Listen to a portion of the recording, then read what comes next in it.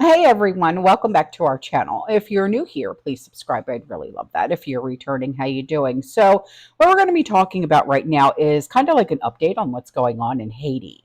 Um, it continues to rage over there, and the country now seems more divided between the political players jockeying for unelected political power in a transition council that was proposed by the CARICOM, and that is all in capital letters, CARICOM, the Caribbean regional leaders and rebels, okay, that control as much as 80% of the capital of Port-au-Prince.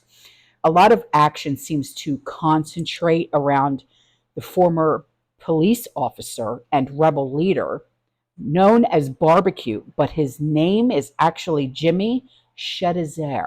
Yeah. And his last name is Cherizier.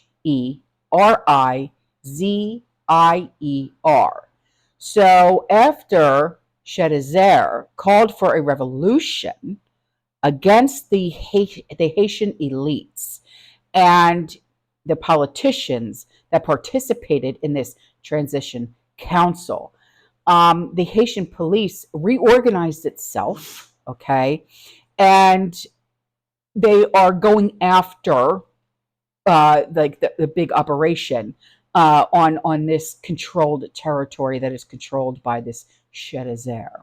So Barbecue, or however, whatever you want to refer to him as, rejected foreign solutions for an electoral road map and a path to peace. Because he said before, we're not going to be taking money, donations, nothing. We don't want it. Okay. And yes, I do know what the CLINTONS Foundation has done to the Haitians in the past. Okay. So, um, and it's not right, it's not fair, but I'm not going to get into that right now. Okay. So a lot of different, what do you want to call them, websites, okay, have reported on this. Al Jazeera, this is what they reported. We're not going to recognize the decisions that CARICOM takes.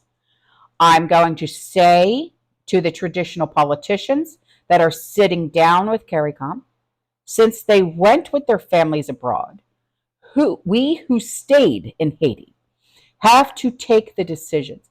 It's not just the people with arms who have damaged the country, but the politicians too. Now, Sherizar is under sanctions from the United Nations, the US, and other countries as well. So a couple of weeks ago, he warned that Haiti faced the prospect of civil war if unelected Prime Minister Ariel Henry did not step down. Okay, well, he did step down.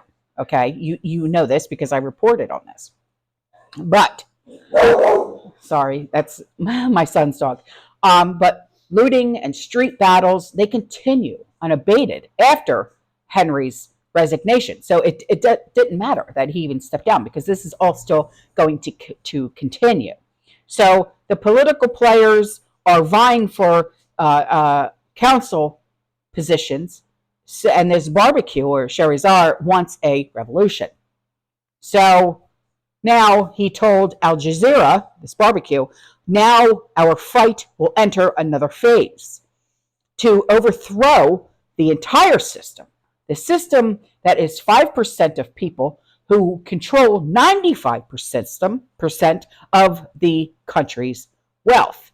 So police have struck back. They conducted an operation in the neighborhood of Port-au-Prince, controlled by Sherizar, in an action that reportedly left several unalive. So this is what the Daily Mail reported. That national police units entered the Delmas neighborhood on Friday evening with the aim of unblocking a road. Okay. And several bandits were unalived, but did not provide any more detail. So Haiti cops conducted an operation in the neighborhood of the country's capital of Port-au-Prince, controlled by barbecue, that left several criminals unalive. And in another operation that was done this morning, police officer also tried to regain control of the capital's main port that has been shut down since March 7th. So now let's talk about what is going on here in Florida, okay? Monroe County, Florida Sheriff. Monroe County is actually Key West, okay? He spoke out about what's really going on. And he said that he feels that Florida is now considered ground zero. Yes, take a listen. On the crisis in Haiti sparking fears of massive surge of migrants fleeing to Florida. Let's bring in Monroe County Sheriff Rick Ramsey now. Sheriff, thank you very much for joining us. As we watch this situation unfold, what concerns you most at this hour? Well, we've seen mass migration in the past, and we're being told by the government this could be larger than we've seen in the past. We've seen Haitian shell freighters come in with 300-400 people on board, which is overwhelming for a small county. This could be well surpassing that. If we see large numbers of sail freighters coming in, to see that many people running through neighborhoods, backyards, is really difficult. The Sheriff's Office receives hundreds of potential phone calls. We have to respond to every single one of them, not knowing if it's a migrant who's running for their freedom or if it's someone running to commit or has committed a crime. So our resources are very limited here. I'm thankful for Senator Rick Scott, who's been amazing to call, check, offer resources. Obviously, Governor DeSantis has put in place manpower allocation to help aid and assist should we have a mass landing. All my troops are on ready standby. We've had meetings here. We have mass migration plans already on the books, but we freshed them up, talked this morning, make sure our teams are ready to go. And our first goal is to help aid and assist state, local, federal governments, help aid and assist people who made in medical emergencies, but keep my citizens safe and secure. Sheriff, that is an incredible situation that you are describing, both there in Haiti and obviously in Florida. One Haitian immigrant who's lived in Florida for 3 decades is quoted saying, "The gangs appear to have more guns than the police. The armed groups control ports and major roads. Inmates have been freed from the jails. Gangs have shut down the airport. They run rampant as kidnappings and murders are spreading rapidly." This is Ron DeSantis, the governor of Florida, talking about the federal response to this crisis. Listen.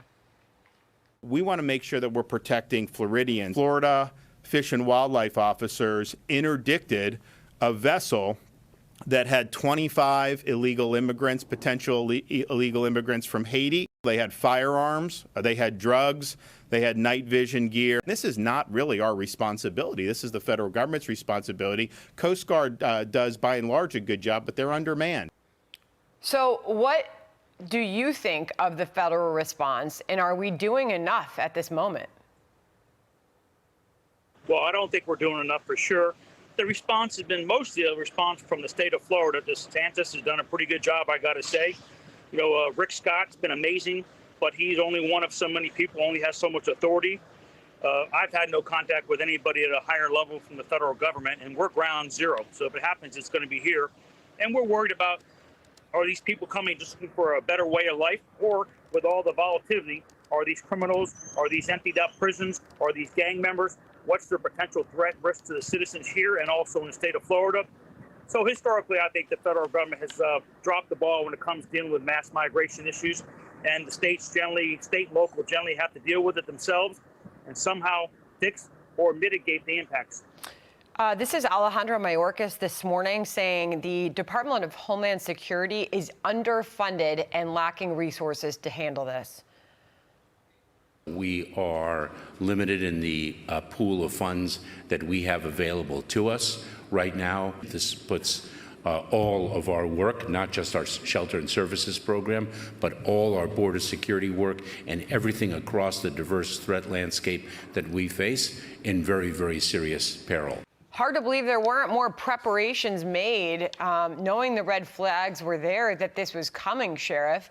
What do you see the coming few hours and days? What is it going to look like there, Sheriff? Well, what you alluded to clearly, there should already be mass migration plans the federal government have on the books. This should. So there is a policy in place that is called wet foot, dry foot. Okay. This policy generally refers to an understanding under which Cuban migrants traveling to the United States who are intercepted at sea, which would be the wet foot, are returned to Cuba or resettled in a third world country. While those who make it to U.S. soil, which is the dry foot, are able to request parole and yada, yada, yada. So I'm wondering if this would also be enacted with the Haitians that are fleeing, but also, it's not just the Haitians that are like the good guys that are fleeing, to come here and, seek refuge. There's also bad guys that are, obviously mixed into that. So I'm wondering if this policy will be enacted with them as well. So now that this is happening, I do know that, because I read it, that one Haitian was detained in Polk County, which is a big no-no, especially when you're dealing with Grady Judd. But that's far up from where they are coming from. Polk County is about a 6-hour drive from Miami. So how they got up here that quick, I don't know. So what we are going to be doing here is tightening up a little bit more security, okay, because Polk County is not that far. And my kids, they already put up cameras, security cameras up and around their place. And stock up and stockpile and prep up even more, guys, okay, especially if you live here in Florida. All right, guys, I am out of here. I will see you in the next one. You stay safe, you stay positive, you keep prepping, and as always, fear less. Ciao.